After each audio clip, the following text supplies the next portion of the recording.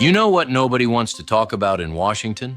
The fact that the global financial system we've dominated for 80 years is slowly, quietly, methodically being rebuilt around us while we're distracted by short-term political theater and tactical military operations. And the architect of that rebuilding isn't some radical revolutionary or anti-American ideologue.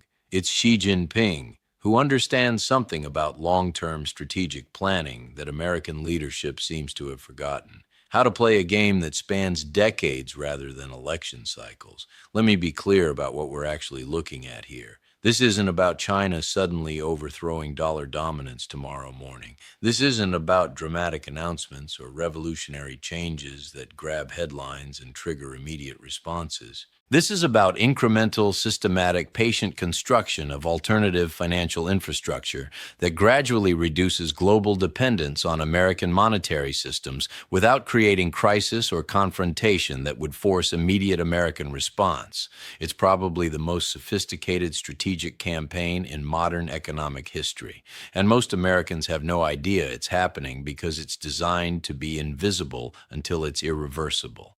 Xi Jinping's strategy for yuan internationalization represents everything that American foreign policy establishment doesn't understand about long-term competition.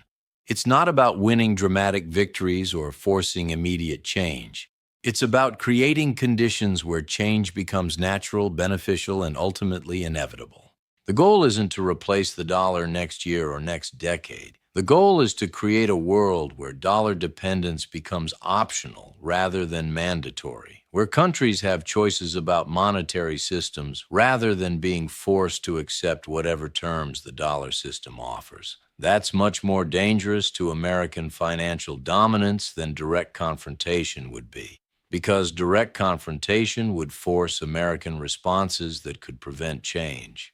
Gradual alternatives make American responses look aggressive and unreasonable, while the change is happening through market mechanisms rather than political pressure.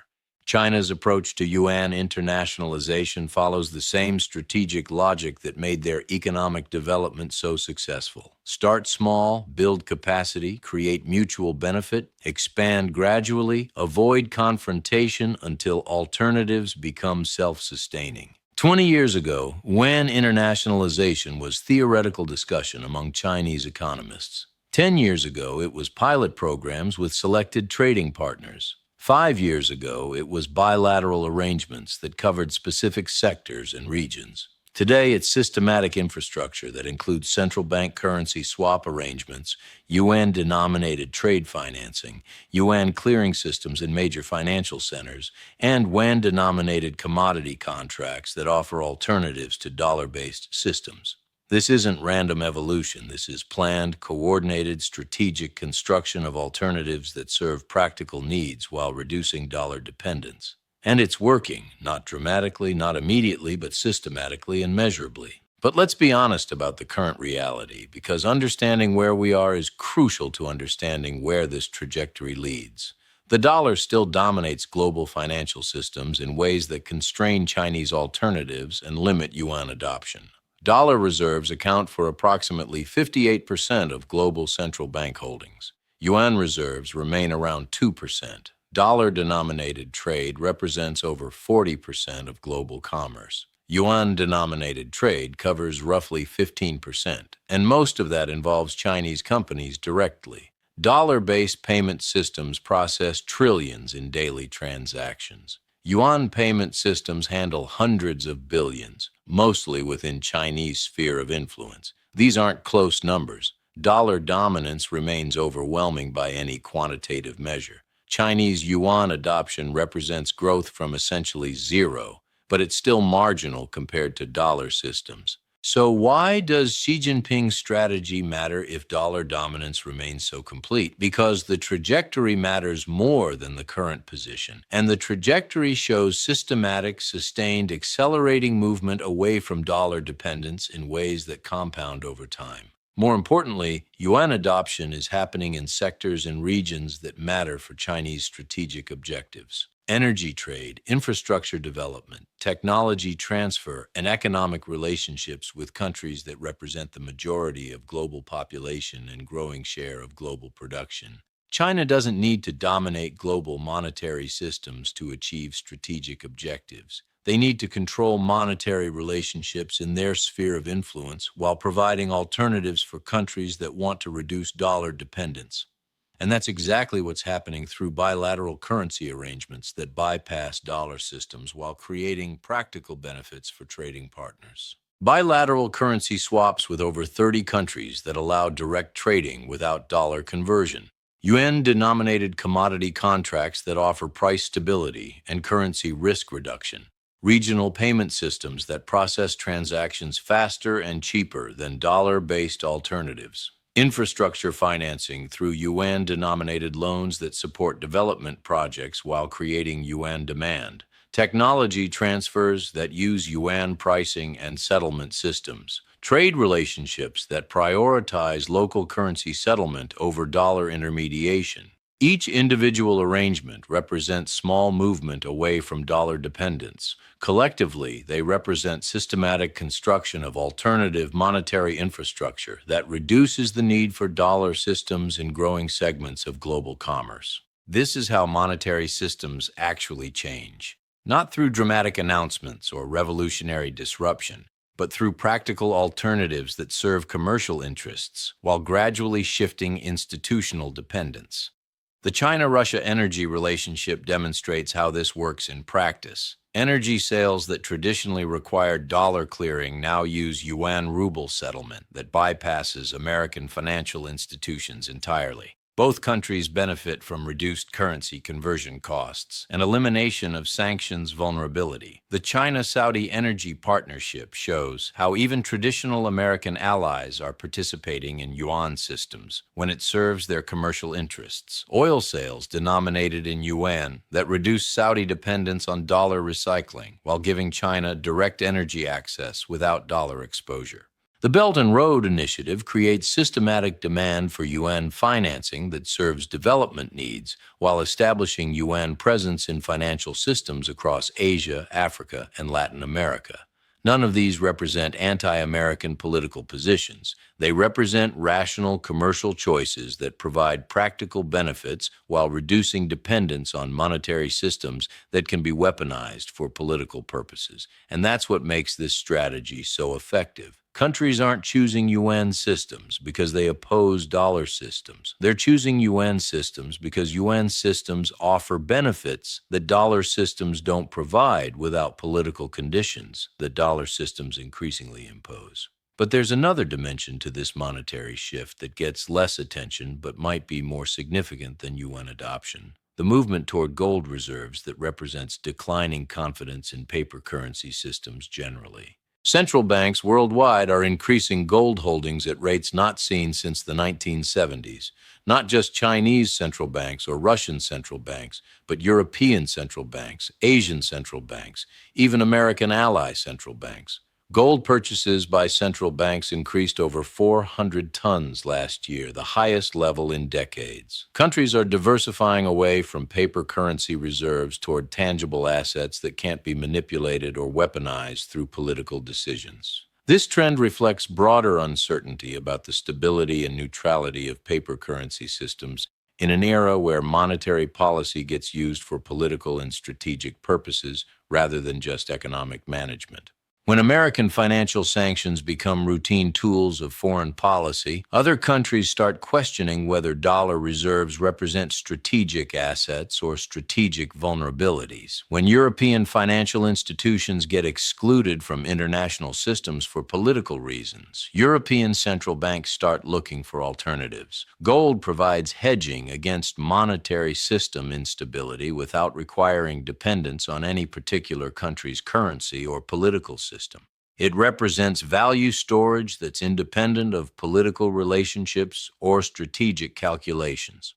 The increase in gold reserves doesn't necessarily support yuan adoption directly, but it supports the broader trend away from exclusive dependence on any single monetary system. It represents acceptance of monetary multipolarity, where multiple assets and currencies provide alternatives to dollar monopoly. This is probably the most important aspect of what's happening to global monetary systems. Not yuan replacement of dollar dominance, but evolution from dollar monopoly to monetary multipolarity, where multiple systems compete for market share based on practical benefits rather than political requirements. Yuan systems compete with dollar systems for specific applications where they offer advantages. Gold competes with paper currencies for store of value applications. Regional currency arrangements compete with global systems for local commercial needs. Cryptocurrency systems compete with traditional systems for applications where technological advantages matter.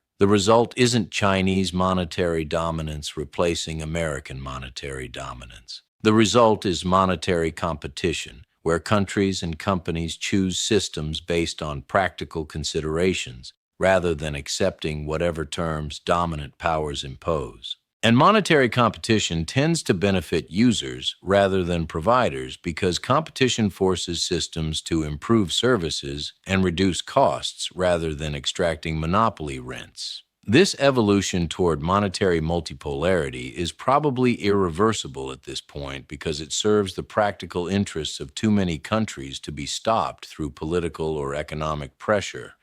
Countries want monetary options that serve their development needs without political conditions. They want financial systems that process transactions efficiently without sanctions vulnerability. They want reserve assets that store value reliably without manipulation risk.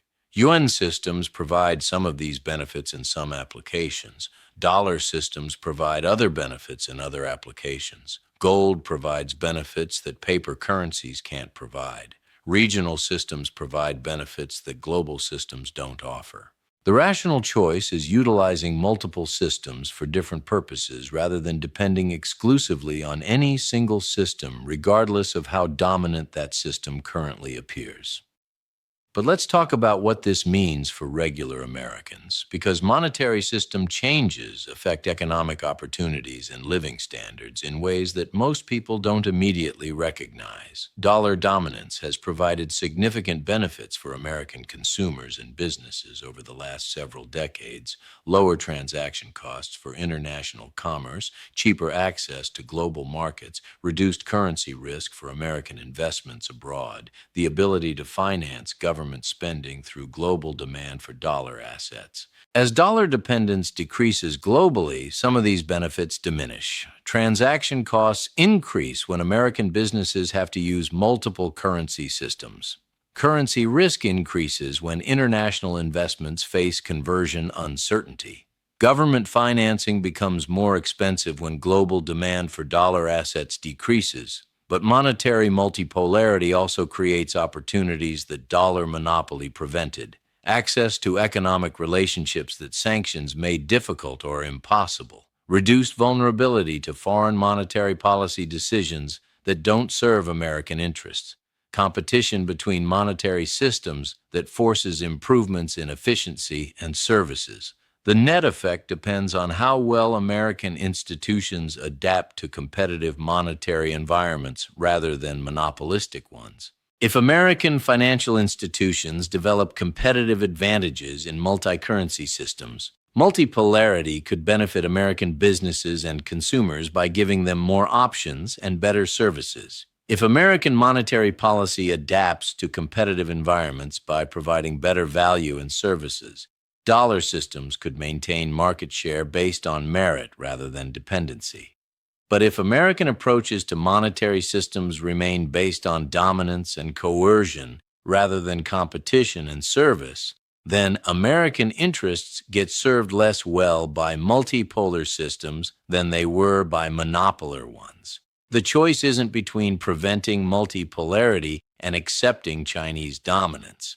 The choice is between adapting to multipolarity through competitive improvement or trying to maintain monopoly through political pressure that drives more countries toward alternatives. And current trends suggest that political pressure is accelerating the shift toward alternatives rather than preventing it. Every time monetary systems get weaponized for political purposes, affected countries develop stronger incentives to create alternatives. The trajectory toward monetary multipolarity is probably unstoppable at this point because it's driven by practical benefits rather than political preferences. Countries are choosing alternatives because alternatives serve their needs better, not because they oppose American leadership generally. That means American interests get better served by adapting to multipolarity rather than trying to prevent it, by developing competitive advantages in multipolar systems rather than trying to maintain advantages through monopoly, by understanding that competition makes systems better rather than worse when competition is based on service rather than coercion. Xi Jinping's yuan strategy represents sophisticated understanding of how systemic change happens in complex environments, not through revolution or confrontation, but through patient construction of alternatives that gradually become preferable to existing arrangements. The success of that strategy depends not on Chinese capabilities alone, but on whether other powers adapt to competitive environments or try to maintain dominance through pressure that makes alternatives more attractive. The global financial system is evolving from monopoly to competition, whether American leadership likes it or not. The question is whether that evolution happens through American adaptation or American isolation. And the answer to that question determines whether Americans benefit from global monetary changes or pay costs for political decisions that prioritize dominance over practical benefits. Right now, Xi Jinping's patient, systematic, long-term approach to monetary alternatives is proving more effective than American attempts to maintain monetary dominance through political pressure. That's not necessarily permanent, but it is the current reality that affects how monetary systems develop and how that development serves different countries' interests. The yuan isn't going to replace the dollar tomorrow or next year. But monetary multipolarity is going to replace dollar monopoly regardless of American political preferences. The question is whether American institutions are smart enough to compete effectively in that multipolar environment, or stubborn enough to keep fighting for monopoly that no longer exists. Because fighting for monopoly that's already ended is how you lose influence in systems that have moved beyond monopoly toward competition. And competition rewards countries that serve user interests rather than countries that try to impose provider interests through political pressure.